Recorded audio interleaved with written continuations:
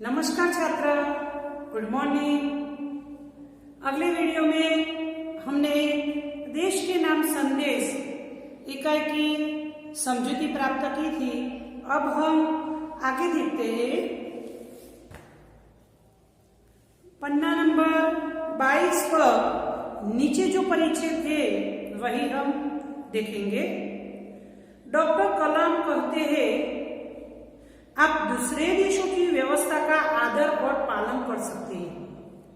दूसरे देशों की व्यवस्था, दूसरे देश में जो भी व्यवस्था होती है, जो भी नियम होते हैं, उनका हम आदर भी करते हैं, यानी कि सम्मान भी करते हैं और उनका पालन भी करते हैं, लेकिन अपनी व्यवस्था का नहीं। भारतीय धरती पर कदम रखते ही आप सिगरेट का टुकड़ा जहां तहां फेंकते हैं, कागज के पुर्जे उछालते हैं। यदि आप पराये देश में प्रशंसनीय नागरिक हो सकते हैं, तो यहाँ भारत में आप ऐसा क्यों नहीं बन सकते? यहाँ डॉक्टर कलाम कहते हैं कि आप दूसरे देशों की व्यवस्था का सम्मान करते हैं, पालन करते हैं, लेकिन दूसरे देश में जब अपने देश में पैर रखते हैं कि तुरंत ही सिगरेट का टुकड़ा है वो इधर उधर फेंक देते हैं, और जो कागज के पुर्जे यानी कि कागज के टुकड़े, पुर्जे टुकड़े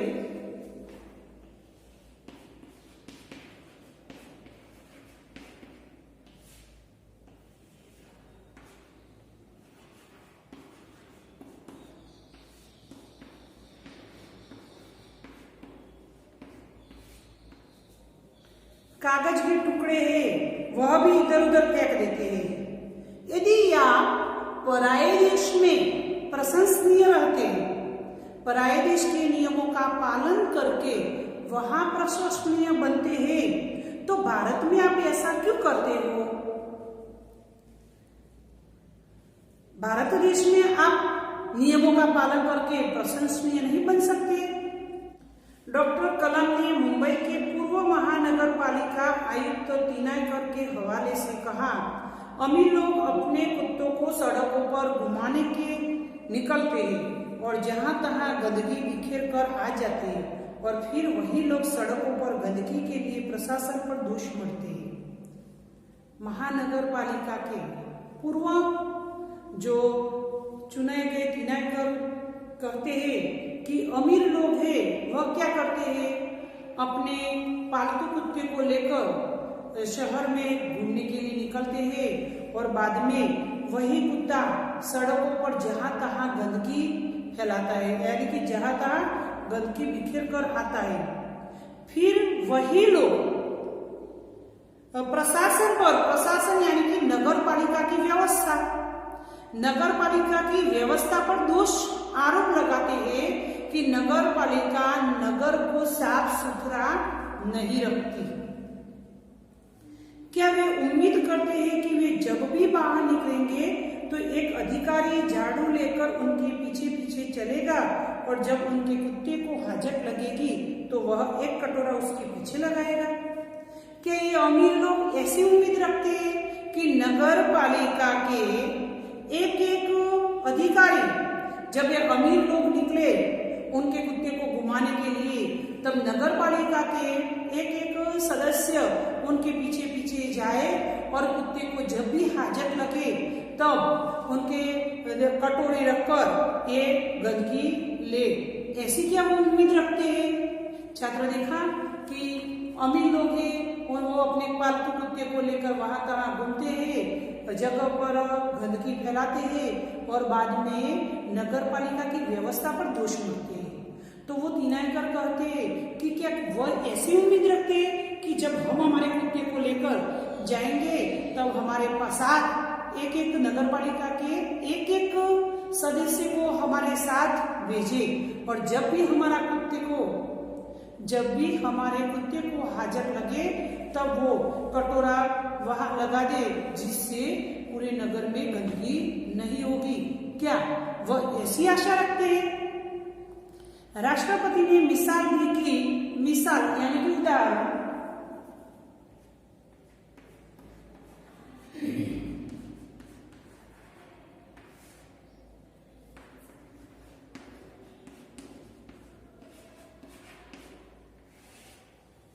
समझिए छात्र, एक उदाहरण दिया है। राष्ट्रपति ने मिसाल दी कि अमेरिका और जापान में कुत्ते के मालिक को उसकी छोड़ी हुई गंदगी साफ करनी पड़ती है। अमेरिका और जापान में मालिक जब कुत्ते को लेकर जाता है तो कहीं भी कुत्ते ने गंदगी की हो वह उनके मालिक को ही साफ करनी पड़ती है। फिर शासन व्यवस्था के बारे में डॉक्टर कलाम ने कहा कि हमारे देश की शासन व्यवस्था के बारे में डॉक्टर कलाम कहते हैं, ध्यान से देखिए, हम सरकार चुनने के लिए वोट डालने जाते हैं। जब भी चुनावी आती है तब हम वोट डालने के लिए जाते तो है और अपनी सारी जिम्मेदारी भी वही उलट आती है। हम यानी कि ग्राम पंचायत की चुनावी है तो सरपंच में, तो सरपंच को चुनने के लिए हम वोट डालने के लिए जाते हैं, लेकिन पूरे गांव की जिम्मेदारी सरपंच पर डालकर ही हम आते हैं कि आज हमने वोट डाल दिया, अब सरपंच है वो हमारे गांव को साफ सुथरा रखेगा, गांव के सभी जो भी व्यवस्था होगी वो पूरी करेगा। इसी प्रकार हम पूरी जिम्मेदारी उस पर डाल देते हैं, सारी जिम्मेदारी भी वही उलट आते हैं। हम आराम से बैठकर सोचते हैं कि अब हमारे नाज नखरे उठाए जाएंगे। हम सोचते हैं कि हमारा हर काम सरकार करेगी और हम फर्श पर पड़ा हुआ रद्दी कागज उठाकर उसे कूड़ेदान में डालने की जहमत तक नहीं उठाएंगे। हम वोट डालने के लिए जाते हैं, नगर पालिका की चुनावी होती है तो तब भी हम वोट डालने के लिए जाते हैं। उसके बाद हम आराम से बैठते हैं और हमारे नाज नखरे यानी कि हम हमारी कोई भी परेशानी होती है तो हम उसे अर्जी में लिखकर भेज देते हैं नगर पालिका में, और बाद में हम देखते हैं कि नगर पालिका के सदस्य कब आएंगे और हमारे इस सोसाइटी का काम पूरा करेंगे। हम आराम से बैठते हैं, उस सारी व्यवस्था सरकार पर डाल देते हैं और हम जमीन पर फर्श यानी कि जमीन पर पड़ा हुआ रद्दी कागज यानी कि कागज की कुर्सी उनको भी उठाकर कूड़ादान यानी कि कचरा टोकरी, हम फर्श पर पड़े हुए रद्दी कागज को उठाकर कूड़ेदान में डालने की जहमत यानी कि तकलीफ भी नहीं लेते।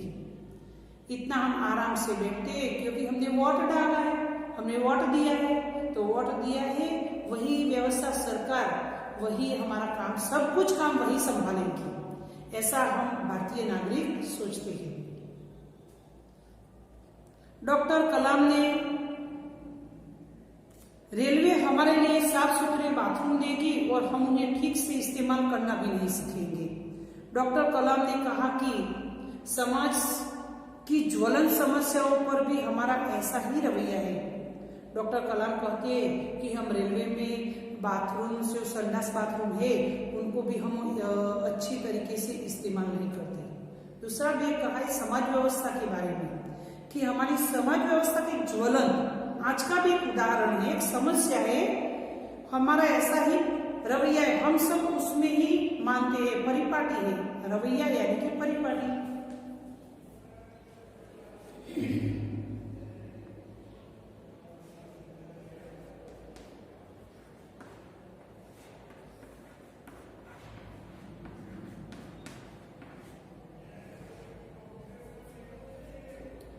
हम सब उसमें सहमत है कि हम ड्राइंग रूम में बैठकर दहेज के खिलाफ गला फाड़ते हैं और अपने घर में इसका उल्टा करते हैं और बहाना देखिए पूरी व्यवस्था ही खराब है। अगर मैं अपने बेटे की शादी में दहेज नहीं लूंगा तो इससे कौन सा बड़ा फर्क पड़ जाएगा। बहुत अच्छी बात की है हमारे समाज के लिए। हमारे समाज में कई लोग ऐसे होते हैं जो दहेज प्रथा पर बहुत बड़े भाषण लगाते हैं, लोगों को इकट्ठे करके भाषण देते हैं, लेकिन जब अपने ही घर में वही बात आती है तब वो दहेज ले लेते हैं और बाद में सभी लोगों को कहते हैं कि मैं दहेज नहीं लूंगा तो इससे कौन सा बड़ा फर्क पड़ेगा। लोग कहते कुछ और है और करते भी कुछ और है। समाज के लोगों में भी ऐसी बहुत ही परेशानियां है कि दहेज प्रथा है, नारी को सम्मान दीजिए। इसी प्रकार हम सब बातें तो अच्छी करते हैं, लेकिन जब हमारे घर में वही बात आती है तब हम उस नियमों का पालन नहीं करते। राष्ट्रपति ने इस संदेश में पूछा, इस व्यवस्था को बदलेगा कौन? यह व्यवस्था है किसकी? आप आसानी से कह देंगे, व्यवस्था में शामिल है हमारे पड़ोसी, आसपास के घर, अन्य शहर, अन्य समुदाय और सरकार। राष्ट्रपति संदेश में एक प्रश्न पूछते कि व्यवस्था है किसकी? ये व्यवस्था को बदलेगा कौन? तब हम कहते, हम अपनी बात नहीं करते, हम कहते कि हमारे जो पड़ोसी है वो, आसपास के लोग, घर के अन्य शहर के लोग, अन्य समुदाय के लोग, वो सभी उसमें शामिल है। लेकिन मैं और आप कहते नहीं, लेकिन मैं और आप यानी कि सामने वाले, मैं कभी भी उसमें शामिल नहीं हूँ। इस देश की व्यवस्था को सुधारने में या उनको मदद करने में मैं कभी भी शामिल नहीं होऊंगा। यही सिर्फ हमारे देश की परेशानी है छात्र, क्योंकि हम कभी सहमत ही नहीं होते।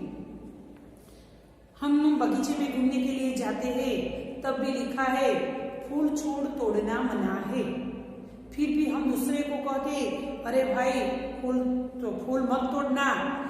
कोई आता है छोटा बच्चा तो उसको भी कहते, लेकिन जब हमें कोई पसंद आ जाता है फूल तो हम उसको आसानी से इधर उधर देखने के बाद, कोई हमें देखता तो नहीं है ना, ऐसा देखने के बाद उसे आसानी से हम तोड़ देते हैं। यानी कि जो कहते हैं वो कुछ भी नहीं करते। यही सबसे बड़ी परेशानी हमारे देश की है। जब कुछ अच्छा करने की हमारी बारी आती है तो हम अपने परिवार को सुरक्षित कवच में घेर लेते हैं। कोई अच्छे कोई हमें राहत मिलती है तो सबसे पहले हम हमारे घर से ही शुरुआत करते हैं। सबसे पहले हम हमारे घर को उस सुरक्षित कवच में घेर लेते हैं, यानी सबसे पहले लाभ लेने के लिए हम हमारा ही नाम लिखाते हैं। दूसरे देशों की ओर निहारते और इंतजार करते हैं कि कोई मिस्टर क्लीन आएगा, अपने जादुई हाथों से चमत्कार करेगा, और ऐसा नहीं होता तो आप देश छोड़कर ही चल देंगे। हमारे देश में जो व्यवस्था है उसको हम आराम से बैठकर देखते हैं और दूसरे देशों की इसी प्रकार प्रशंसा करते हैं, निहारते हैं। आराम से बैठकर हम मिस्टर क्लीन की राह देखते हैं कि कोई ऐसा हमारे देश का कोई ऐसा सदस्य आएगा और हमारे देश की पूरी व्यवस्था को बदल देंगे। हम नहीं करते, लेकिन दूसरों की आशा रखते हैं, और ऐसा नहीं होगा तो हम हमारे देश छोड़कर दूसरे देश में चले जाएंगे। उन्होंने कहा, हम अपने भय से भागकर अमेरिका जाएंगे, उनके गौरव का गुणगान करेंगे, व्यवस्था की प्रशंसा करेंगे, और जब न्यूयॉर्क असुरक्षित हो जाएगा तो आप इंग्लैंड भाग जाएंगे, अमेरिका जाएंगे, उनकी प्रशंसा करेंगे, उनके नियमों का हम सम्मान करेंगे, और वहां न्यूयॉर्क में हमें कोई परेशानी होगी तब हम वहां से भागकर इंग्लैंड चले जाएंगे। इंग्लैंड में बेरोजगारी होगी तो अब क्या देखेंगे कि जो देश में जो अमीर लोग हैं वो क्या करेंगे, हमारे देश की व्यवस्था में साथ तो नहीं देंगे, लेकिन हमारे देश की व्यवस्था हमें अच्छी नहीं लगती तो हम अमेरिका चले जाएंगे, अमेरिका में रहेंगे, वहां भी हमें अच्छा नहीं लगेगा तो हम वहां से इंग्लैंड चले जाएंगे। इंग्लैंड में भी बेरोजगारी होगी तो हम बंगाल, तो हम खाड़ी चले जाएंगे, वहां भी बेरोजगारी होगी तो हम बंगाल की खाड़ी में यानी कि खाड़ी प्रदेश में चले जाएंगे। और जब खाड़ी में युद्ध छिड़ जाएगा तो आप मांग करेगी कि भारत सरकार हमें बचाकर घर ले जाए। वहां जब भी कोई बड़ा युद्ध होगा तब हम फिर से हमारे भारत देश को याद करेंगे कि हमें वहां से उठाकर यानी कि हमें सुरक्षित फिर से हमारे देश में ले जाए, ऐसी हम आशा रखते हैं। जब हम किसी तकलीफ में होते हैं, परेशानी होती है तब हम हमारे अपने को याद करते हैं, तब हम हमारे देश को याद करेंगे कि हमें यहाँ से ले जाए।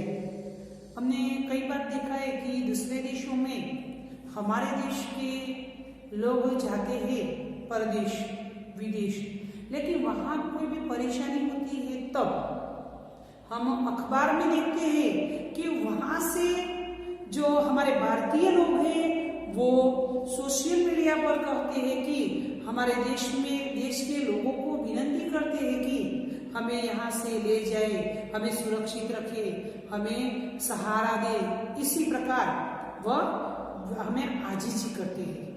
हम अखबार में भी देखते हैं ऐसा कई बार। तो यहाँ इसकी बात की है। तो आप मांग करेंगे कि भारत कर हमें बचा कर घर ले जाए। हर कोई देश को गाली देने को तैयार है, पर व्यवस्था में सकारात्मक योगदान के बारे में नहीं सोचता। सभी लोग देश की निंदा करने के लिए तैयार है, लेकिन सकारात्मक विचार से देश की मदद करने के लिए कोई तैयार नहीं है। क्या हमने अपनी आत्मा को पैसे के हाथों गिरवी रख दिया है? डॉक्टर कलाम व्यवस्था में नागरिकों के सकारात्मक योगदान के लिए देशवासियों को जोर देते हैं। कहते हैं कि डॉक्टर कलाम हमारे देश की व्यवस्था में नागरिकों को सकारात्मक योगदान देने के लिए उसे झटका देते हैं कि झंझोरते हैं कि उठो जागो और हमारे देश की व्यवस्था में सहयोग दो, सकारात्मक वलन से उन्हें सहयोग दो, ऐसा वह अपने संदेश में कहते हैं। श्रेष्ठ नागरिक बनने की शुरुआत करने की अपील करते हुए संदेश में कहा गया है कि अगर आप वाकई संदेश से सहमत है तो इसे अपने 10 और साथियों को ईमेल से भेजिए। डॉक्टर कलाम कहते हैं श्रेष्ठ नागरिक बनने की शुरुआत करने की अपील करते हैं, आजीजी करते हैं कि उठिए और हमारे देश के लिए कुछ कीजिए। और कहते हैं डॉक्टर कलाम कि अगर आप हकीकत में देश प्रेमी है तो इस संदेश से सहमत हो और तुम्हारे 10 दूसरे मित्रों को ये पत्र है वो ईमेल कीजिए। परिवार के सभी बड़ों को मेरा प्रणाम, तुम्हारा मित्र किरण। तो बाद में किरण कहता है हर्ष को कि तुम्हारे बड़े माननीय माता पिता को भी मेरा प्रणाम और तुम्हारा मित्र हर्ष।